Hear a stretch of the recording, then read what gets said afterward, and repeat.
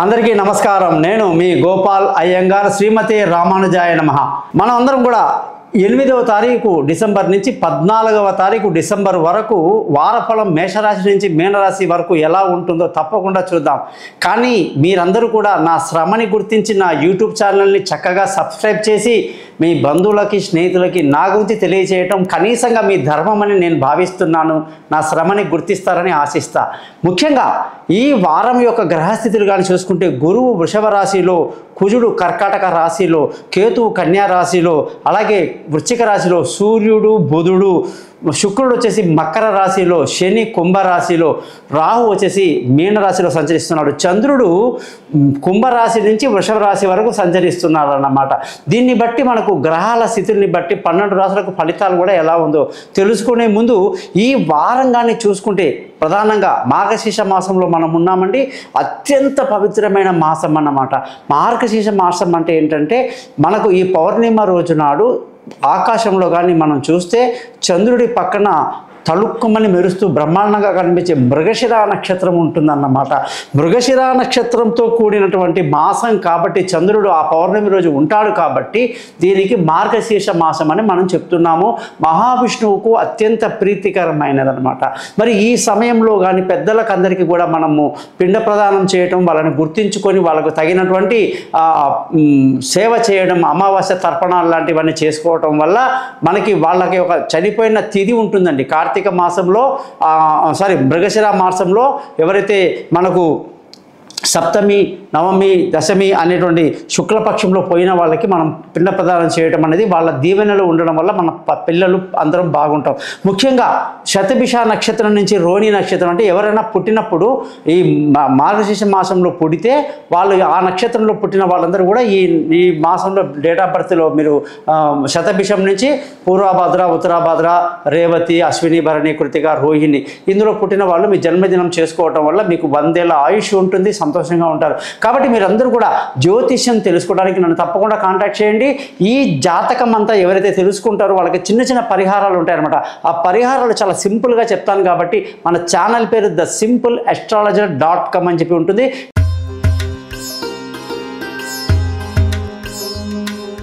మేషరాశి వాళ్ళందరికీ కూడా 8వ తారీఖు డిసెంబర్ నుంచి 14వ తారీఖు డిసెంబర్ వరకు ఎలా ఉందో తెలుసుకుందాం. ఈ వారం మేషరాశి వాళ్ళ గురించి చెప్పాలంటే చాలా విషయాలు ఉన్నాయి. ఈ మేషరాశి వాళ్ళంటే కుజగ్రహానికి అంగారకుడు లేదా మంగళుడి యొక్క గ్రహానికి సంబంధించిన వాళ్ళు. బేసికల్గా ఫైర్ అన్నమాట. మేషరాశి అంటేనే అగ్ని తత్వ రాశి, అంటే నిప్పు అన్నమాట.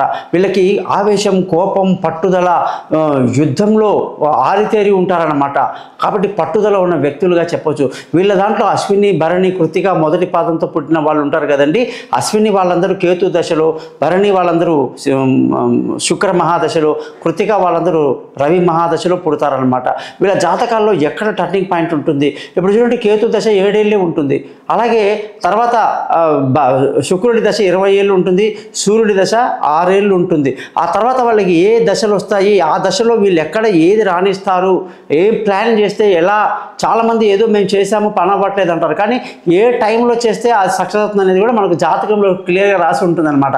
తప్పకుండా మీ జాతకాల కోసం నన్ను సంప్రదించండి. క్లియర్గా నేను మీకు అన్నీ చెప్తాను, ఏ దశ నడుస్తుంది ఏమిటి అనేది. కానీ ఈ వారంగానే చూసుకుంటే అద్భుతంగా ఉంది. చాలా సంతోషంగా, ఆనందంగా ఉంటారు. అనుకున్న పనులు అనుకున్నట్టు పూర్తి చేస్తారు. మానసికంగా సంతోషంగా ఉంటారు. విందులు వినోదాల్లో పాల్గొనేటువంటి చక్కటి వారంగా ఈ వారాన్ని చెప్పాలి. ధనస్థానంగానే చూసుకుంటే బ్రహ్మాండంగా ఉంది. ఎటువంటి ధనస్థానం అంటే అనుకున్న సమయానికి ధనం రావటం, మొండి బకాయిలు వసూలు అవ్వడం లాంటివన్నీ కూడా వ్యాపారులకు మామూలుగా జరుగుతాయి. అలాగే కుటుంబ శాంతి, కుటుంబ సంతోషం, పిల్లల చదువులో డెవలప్మెంట్స్ అన్నీ కూడా ఎంతో ఆనందాన్ని మీకు కలిగిస్తుంది అనమాట. కాబట్టి మీరందరూ కూడా జనరల్గా మీ చేతి కింద పనిచేసే వాళ్ళ మీద ఒక కన్నేసి ఉంచాలి. మీ కింద పనిచేసే వాళ్ళు మిమ్మల్ని వెన్నుపోటు పొడిచే అవకాశాలు, మిమ్మల్ని ద్రోహం చేసే అవకాశాలు లేకపోలేదన్నమాట. అదొకటి గుర్తించాల్సిన విషయం. విలువైన వస్తువులు, భూములు, ఇల్లు, వాహనాలు అన్నీ కూడా మీకు అనుకూలంగా ఉన్నాయి. లావాదేవీలు చాలా సంతోషంగా కనిపిస్తాయి. హ్యాపీగా ఉంటారనమాట. తల్లి ఆశీస్సులతో ఈ వారం అంతా బ్రహ్మాండంగా ముందుకెళ్తుంటారనమాట. సంతానం విషయానికి వచ్చేసరికి వాళ్ళతో చాలా ఇబ్బందులు మనకి ఏర్పాట్లు కలిగి ఉన్నాయన్నమాట. ఏంటంటే వీళ్ళు చెప్పిన మాట వినకపోవటం, పడిపోవటం, మొండికేయటం లాంటివి జరుగుతాయి. అలాగే మనకు వాళ్ళ ద్వారా పిల్లల ద్వారా కొంత మనశ్శాంతి కోల్పోయే అవకాశాలు, ఎక్కువ ఇబ్బందులు కలిగే అవకాశాలు, ఇదంతా కూడా మీరు జాగ్రత్తగా సూర్యుడి యొక్క ఆదిత్య హృదయము, సూర్యాష్టకం చదువుకోవడం వల్ల పిల్లల యొక్క భవిష్యత్తు, వాళ్ళ యొక్క ఆలోచనలతో మన ఆలోచన ఏకీభవించడానికి అవకాశాలు చాలా ఉంటాయని గ్రహించాలి.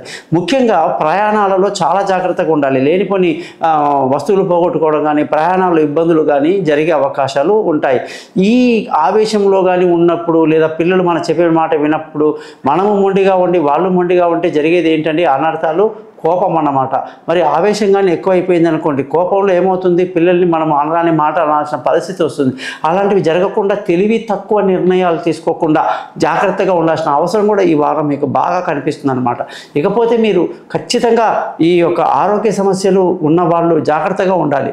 అలాగే కొత్త ఆరోగ్య సమస్యలు రాకుండా చూసుకోవాలన్నమాట. ముఖ్యంగా ప్రయాణాల్లో కూడా జాగ్రత్తలు తీసుకోవడం ముందే చెప్పాను మంచిది అని. భార్యాభర్తల విషయానికి వచ్చేసరికి పెళ్ళి కాని వాళ్ళకి అందరికీ శుభవార్తలే. ప్రేమికులందరికీ చక్కటి అనుకూలమైనటువంటి వారంగా ఈ వారాన్ని చెప్పాలి.